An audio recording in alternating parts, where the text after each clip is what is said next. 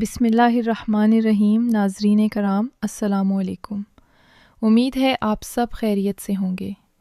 ناظرین، اس ویڈیو کے اندر میں آپ کو یہ بتاؤں گی کہ کیا بیوی سے پیچھے کی جانب سے ہمبستری کی اجازت ہے؟ اگر کوئی مجبوری پیش آ جائے تو کیا اسلام اس عمل کو جائز قرار دیتا ہے یا نہیں؟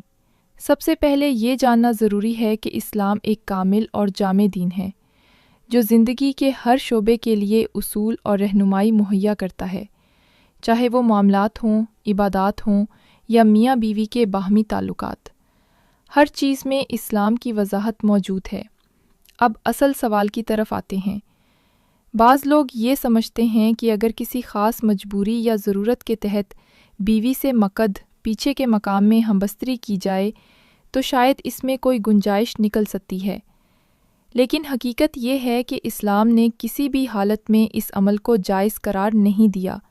شریعت کا ایک بنیادی اصول یہ ہے کہ حرام صرف اسی وقت مجبوری میں جائز ہوتا ہے جب جان بچانے کی نوبت آ جائے۔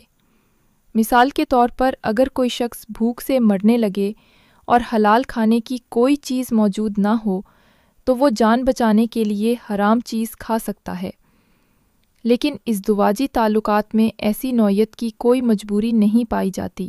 یہاں ایک اور سوال اٹھتا ہے کہ اگر کوئی شخص لا علمی میں ایسا کر بیٹھے تو اس کے لیے کیا حکم ہے؟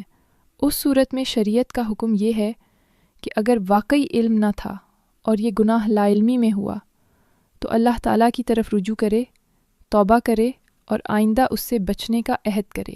اللہ تعالیٰ غفور و رحیم ہے اور سچی توبہ کو قبول فرماتا ہے۔ لیکن اگر کوئی شخص جانتے بوجھتے بار بار اس گناہ کا ارتکاب کرے تو یہ کبیرہ گناہ ہے جس پر قرآن و حدیث میں سخت وعید آئی ہے۔ اب رہا مسئلہ پیچھے سے ہم بستری کا۔ اگر اس سے مراد یہ ہو کہ شوہر بیوی سے پیچھے کی سمت سے مباشرت کرے لیکن دخول بیوی کی شرمگاہ میں ہی ہو تو یہ جائز ہے۔ اس پوزیشن کو علماء نے درست قرار دیا ہے کیونکہ اس میں شرعی حدود کی خلاف ورزی نہیں ہوتی، لیکن اگر مقصد مقد میں دخول ہے تو یہ عمل ہر حالت میں ممنوع اور حرام ہے، خواہ کوئی مجبوری کیوں نہ پیش آئے۔ یہ فرق سمجھنا نہایت ضروری ہے کہ پوزیشن بدلنے کی اجازت ہے، لیکن مقام دخول صرف وہی ہے جسے اللہ نے فطری اور جائز قرار دیا ہے۔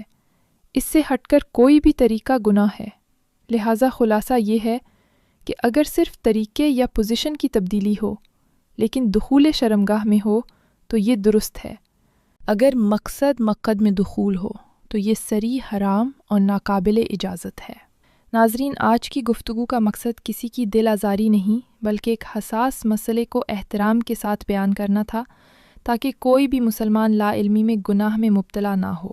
ہماری کوشش یہ ہونی چاہیے کہ ہم اپنے دین کو سمجھیں اور اس کی روشنی میں اپنی زندگی بسر کریں۔ اللہ تعالیٰ ہم سب کو دین کی صحیح سمجھ عطا فرمائے اور ہمیں اپنی زندگی کے ہر پہلو میں اس پر عمل کرنے کی توفیق بخشے۔ آمین۔ مجھے امید ہے کہ آج کی یہ معلومات آپ کے لیے مفید رہی ہوگی۔ اسے دوسروں تک بھی پہنچائیں تاکہ وہ بھی آگاہی حاصل کریں اور کسی غلطی سے بچ سکیں۔ اب مجھے اجازت دیجیے۔ اللہ حافظ۔